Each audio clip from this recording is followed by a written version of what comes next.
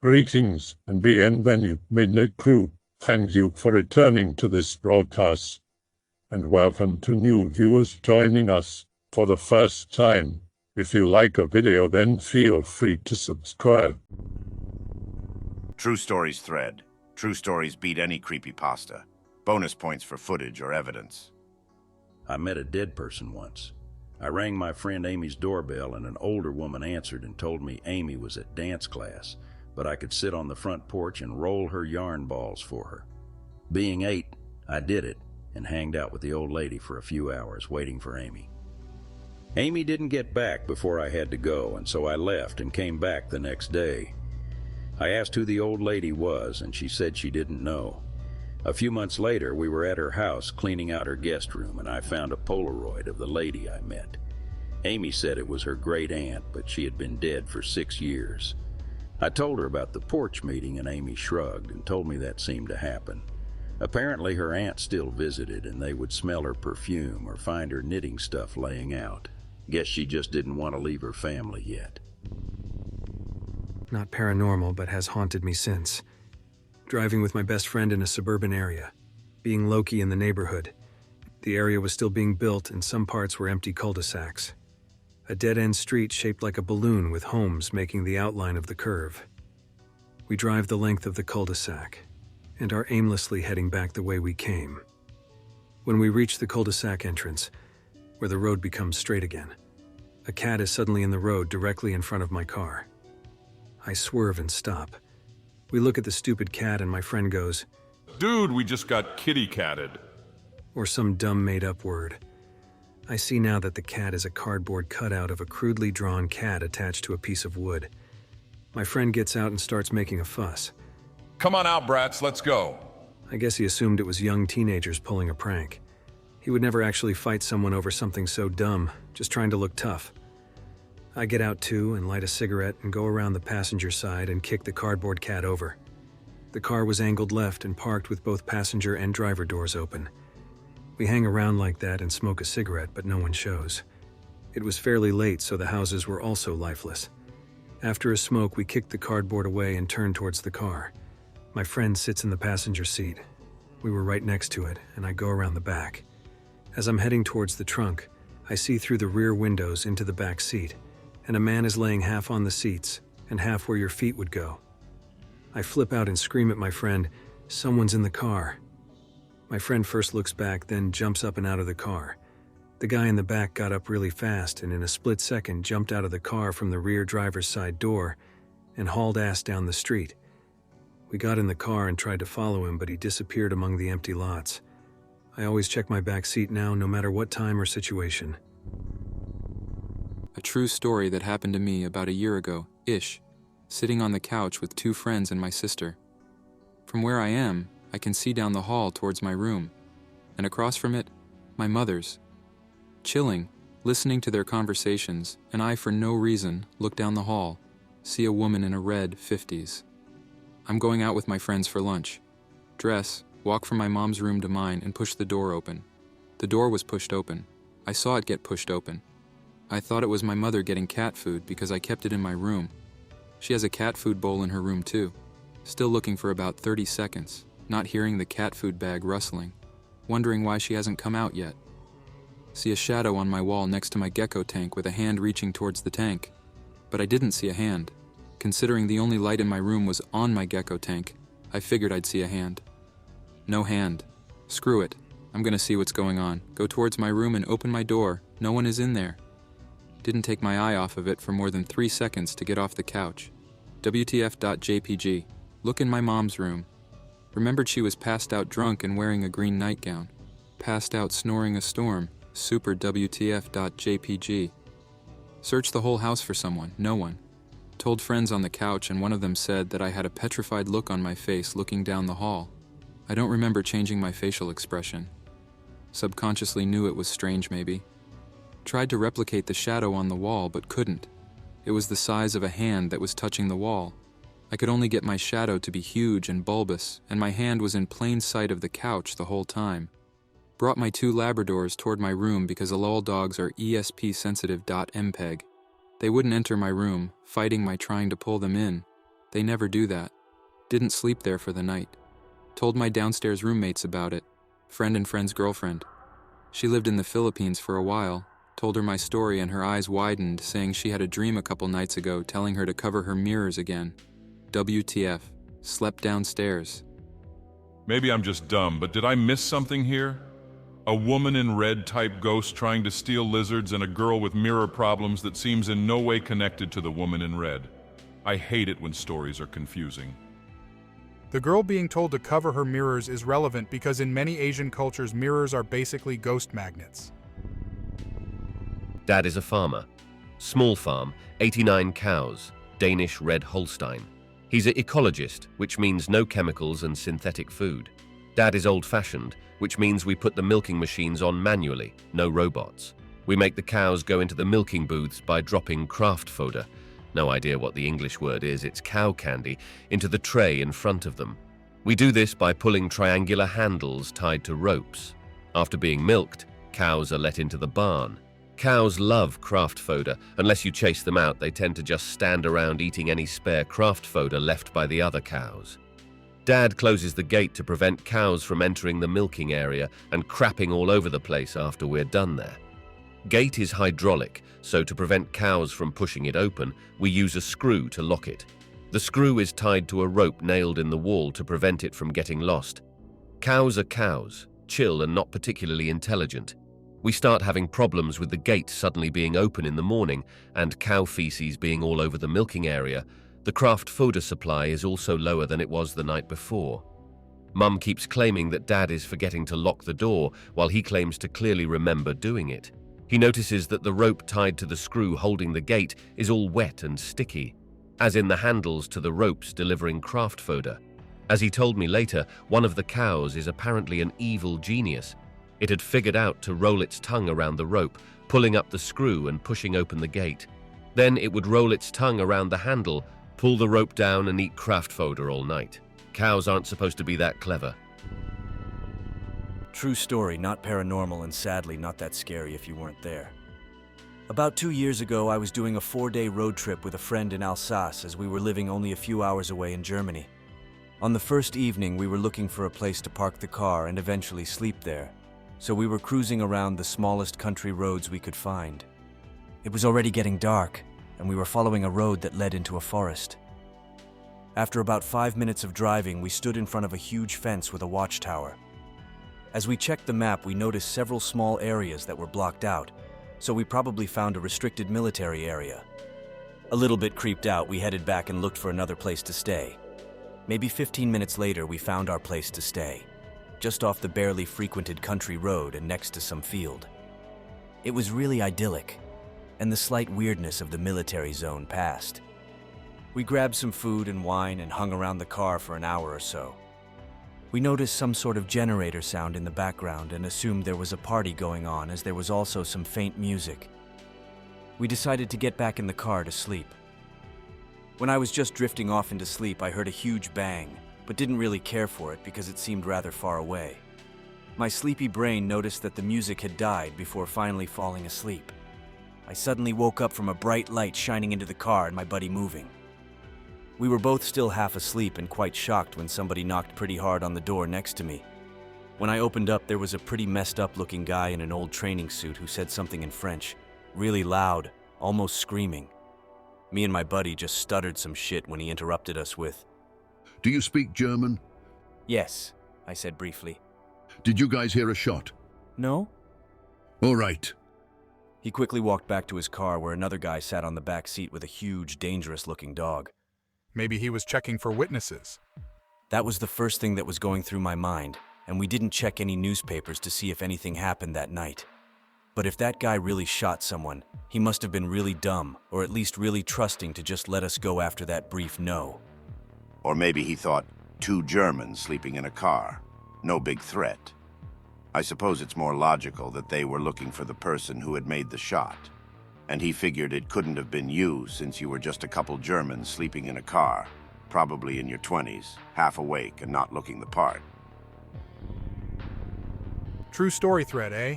Some of these sound kind of BS. Oh well, here's mine. I'm in 6th grade. Moved to a new house. Unfinished basement made out of cement. I go down there with a giant bouncy ball because I can just wing it all over the place and not worry about breaking stuff. Bouncy ball hits me in the face. Out of reflex, I check my teeth. One of them is loose. Typical kid reaction. I fool with it until it falls out. I'm looking at it and it slips out of my hand. It never hit the basement floor. It didn't make a sound either. It just was gone. I searched for an hour but couldn't find it even though there was literally nothing in the basement. I still got money from the Tooth Fairy. 4 years later. Basement was finished. Carpeting, new walls, new ceiling, and the works. My best friend, my brother and I were standing around in the basement talking about a video game. My brother excused himself and went to the bathroom in the corner of the basement. I turned to my friend and we started to talk when a small object bounced off my head. My friend said he saw something whitish fall from the ceiling. The ceiling was white material and tiles, so I figured a piece fell off. But when I looked down at the carpet, it was a tooth. Pretty sure it was my tooth, but I never proved it. After I flipped out hard and told my friend the first part of the story, I set it in the cup holder of the mini table built into the basement couch. It was there for about a week and then disappeared. For some reason, although I fooled around with the tooth all the time, while it was there, I never once considered taking it out of the basement. The best part about it is my friend saw it fall from the ceiling. My brother rages to this day that he was maybe 6 feet away, in the bathroom, and had to listen to us rave about what happened. Not the only strange thing that happened in the basement, but the one with the most evidence. You guys want to hear the story of how my friends and I almost got sacrificed by a schizophrenic metalhead? Alright, here it goes. Be around 15 years old. Listen to a lot of Slayer, Megadeth, Cannibal Corpse, etc. Meet a bunch of guys and girls at a local show. Meet a dude named Paul who has a girlfriend named Lisa. Lisa is a quiet, slightly chubby goth chick. Paul is this stoner but is really polite and intelligent. Paul and I became good friends. Invites me into his circle of friends. Start going out with one of them, Ginger.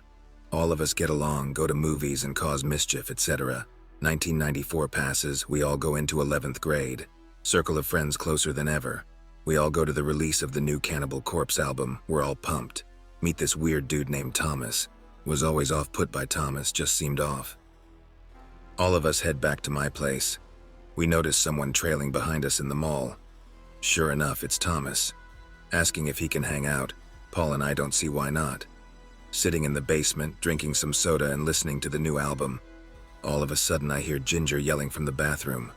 Thomas was watching her through the crack of the door while we were all busy talking. Yell at Thomas and get a good shot in at his nose. He apologizes profusely. Let it go and move on. Boy, do I regret that. Some time passes. Thomas does not only attempt to break Ginger and I up several times, but also begins to flirt with Lisa in odd ways and bringing her gifts. One day brings her a bouquet of black roses and says, "It's a sign that we can be together in the next life." We're all pretty weirded out by Thomas at this point and start phasing him out of the group. Some time passes. Eventually it's summer of our grade 11 year. All 10 of us, the Rat Pack as we were called, decide to go on a camping trip. Plan it perfectly and get ready for the time of our lives. Arrive at the campsite at 5, the whole gang's here. Sitting by the fire, Paul brought his guitar and our buddy George brought his cassette deck so we could play tapes. Lisa and I decided to set up camp a little bit farther from the group for some privacy. We're inside the tent. All of a sudden we hear a strange shuffle outside and then a murmur. Yell out, "Paul, piss off for a bit, bud." All of a sudden I hear an angry, blood-curdling scream. It's Thomas. He cuts open the tent with a knife and then stabs me in the shoulder, punches Lisa in the face and begins to carry her off deep in the woods, scream in pain and fear and run to the camp. We all ran into the woods except for me and our friend Dave, who knows first aid. Treats my wounds and then runs into the forest with me. Eventually found out along the way that Lisa went to get firewood and never came back. Suddenly I hear screaming in the distance. Follow the sound and find Lisa and Ginger tied to trees. Other girls shriek in fear and run off. See Thomas in the distance sitting on the ground wearing a deer's skin on his head and convulsing violently. He immediately gets up and tries to rush us. 5-on-1, not so fast. Paul punches him in the jaw the hardest I've ever seen someone hit anything. Thomas drops to the ground almost instantly. We proceed to beat him unconscious and even then don't stop. Get into the car and drive off back home. Never see Thomas again. Apparently Lisa had felt as if she was being watched at school, and it turns out Thomas had been stalking her and threatening her life if she told any of us. Scariest moment of my life for sure. A few years ago, just finished university, moved into my new house. All is well for the first 4 weeks. On the second day of the 5th week, I get this sort of overwhelming paranoia when I get home after work, but I kind of shrug it off. As I'm having supper, I hear a bang come from my room. I instantly shoot up, but take a minute to work up the courage to move in that direction. Being the person I am, I take a knife with me. My dresser is knocked over. What the hell? I put it back in place, then continue eating supper, a bit more alert. The night continues without anything else happening, and I go to bed. As I'm drifting off, I swear I can hear muffled footsteps. In the morning, I eat breakfast, pick my clothes, brush my teeth, but as I'm pulling the curtain open to step into the shower, there's a guy laying down in it. He's wearing clothes that are dirty and torn. I let loose a scream and jumped back in fear, and the guy jumped up. He stares at me right in the eyes for a few seconds, then violently pushes me. I hit my back on the sink, then fell onto the floor. I see the guy running away. The first thing I do is grab my hunting knife, then call the police. 4 armed officers come to my house and they ask for a description of the man. I describe him as best as I can. Despite only seeing him for a few moments, his face was permanently burned into my memory. A search party is sent out. They don't find him. They don't ever find him. I moved away the next day, and now I live with my best friend. I'll never feel safe living alone again. I have one. I don't know what it was. It was creepy for me, and I have no idea what was going on. When we were kids, me and my sister went camping in New Hampshire. The camping area had a large field portion for RVs and campers. We were out late, and my sister went back to our camping place in the woods for whatever reason. I stood on a hill overlooking the field area. You could see from the owner's cabin right to the hill. Suddenly, I noticed some flashlights going around amongst the RVs. It looked like 2 people running around with their flashlights, but one of the 2 people came over my hill to my right.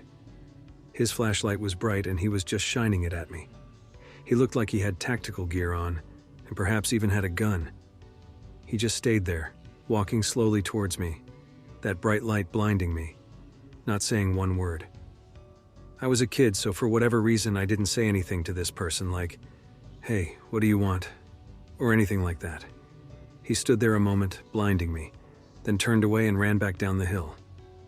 I have no idea what this person was doing, whether they were military, police, or just some idiots with paintball guns. It was just very strange for a camping place. I have one. When we were kids, me and my sister went camping in New Hampshire. It was dark. Be 12 or 13. Hear about an abandoned gun factory close by. It was built inside a hill. The entrances were shut with explosives. We dig into it. Its whole complex with multiple levels. A few tools, manuals, and materials found. It's quite boring because nothing special was found, but thrilling to explore. We crawl out from the hole we dug. We find an old working moped close by. Now this is fun. This was about 20 years ago. I've heard stories that kids have used the tunnel we dug later on to explore it too. Be me at 16, heading down the stairs of my home. Glances into the doorway of the sitting room at the side of the stairs. A man covered in purple glow appears from the wall of the sitting room and walks into the opposite wall. I freak out and run back up the stairs. My house always has spooky things happening to it. We have several ghosts. One of them likes to mimic our voices and call our names often when nobody else is at home. My bedroom has an old lady that watches people as they sleep. She's harmless, though apparently her and her partner died here in my room and him in our back garden. Mimics are the absolute worst. I'd be paranoid for life if I ever encountered one. Oh, you want to hear about mimics? I can tell you about fucking mimics. Some background information that you may need to know first. This takes place when I was 14, and my grandfather, on my mother's side, was dating a woman who, though not my grandmother by blood, was still referred to as grandma by me, and will be so throughout this story as a matter of convenience. My house was small. The windows do not open wide enough for someone to crawl through, and the doors make a distinctive sound when opened and closed. There are 2 floors, the bottom having 2 rooms, kitchen and living room, and top having 3 rooms. my bedroom, parents' bedroom, bathroom, all connected by a small hallway. The stairs connected the kitchen and the hallway. My mom and dad had gone out for the day, leaving me alone in the house. The doors were locked and the windows closed. I was in my bedroom, door closed, watching TV. At around 1 p.m., I began to hear odd creaks in the house. Not like the doors were opening, but more the kinds of creak that one would normally hear in a large house in the night. Definitely not something that I had heard before in our house, at least. So I go and look outside my room. Nothing out of the ordinary. I go back to watching TV. Throughout the day, I kept hearing these creaking noises, but each time I checked, there was nothing there. Rationally, I assumed it must be the house and just ignored them. That was until I had to go to the toilet at about 5 p.m. Went along the hallway, nothing out of the ordinary. Because there was no one in the house, I decided to leave the door open. So I do my business, wipe up, but get rather engrossed in a book, so I stay sat on the crapper. Nose in my book, I hear the bathroom door slam shut. I looked up. Confused, but rationalizing that it could just be the wind. I had forgotten that the windows were closed. So I stand up and open the door and look out into the hallway. I see my grandma standing there, back turned. At this point, I'm confused. To my knowledge, she didn't have a key to the house. Indeed, the rumor among my parents was that my grandfather would be breaking up with her soon. However, I simply assumed that she must have had one, and that she might have been looking for my parents. So of course I tell her that my parents weren't here, but that I'll make her a cup of tea if she'd like one. Hearing my voice, she turned around. I kind of wish that she hadn't at this point. There was something wrong about her. Her eyes seemed slightly sunken in. Her hands seemed hunched into a somewhat predatory position, as if ready to pounce. Her skin was pale, which was odd because she normally had a tan. She did a lot of gardening. Noticing me, she opens her mouth, revealing teeth. Lots of sharp, spiky teeth. Not ordered neatly like a shark or big cat, but a sort of jagged mess sticking through fleshy gums, like someone had stuck pins through them. The part that really sticks with me, though, is the noise. This sickly growl, like someone had tapped into her primal instinct and got her to scream until her vocal cords were sore. She's between me and my bedroom where my phone is, so I slam the bathroom door shut, slump to the floor and cry. I know I was kind of a coward back then. I can hear the howling for a few more seconds before it tapers off. I hear the creaking moving downstairs. I gather up all my willpower and move into the hallway. No sign of a disturbance. Quickly, I run to get the baseball bat that I keep beneath my bed and slowly advance downstairs. No sign of an entrance, nothing. I get my phone, ring my parents, and tell them that I'd be staying at my paternal grandfather's house that night. I don't tell them what I saw. They're all right with it, assuming that it's because I enjoy the company of my paternal granddad, and I do. Not much happened after that, other than the fact that I only saw my grandma one more time after that, during which time she was acting quite unusually. After that, my maternal grandfather broke up with her, and she pretty much disappeared from our lives. I hope that you enjoyed tonight's broadcast. If you enjoyed tonight's story, then please subscribe to the channel, as more Greentext will appear daily. A new broadcast will appear when the clock strikes midnight Central Time.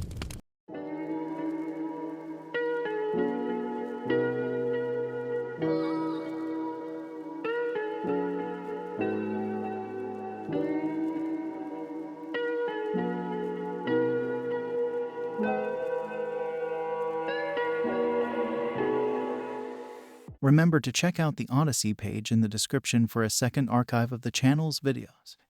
There's also a Rumble archive as a backup.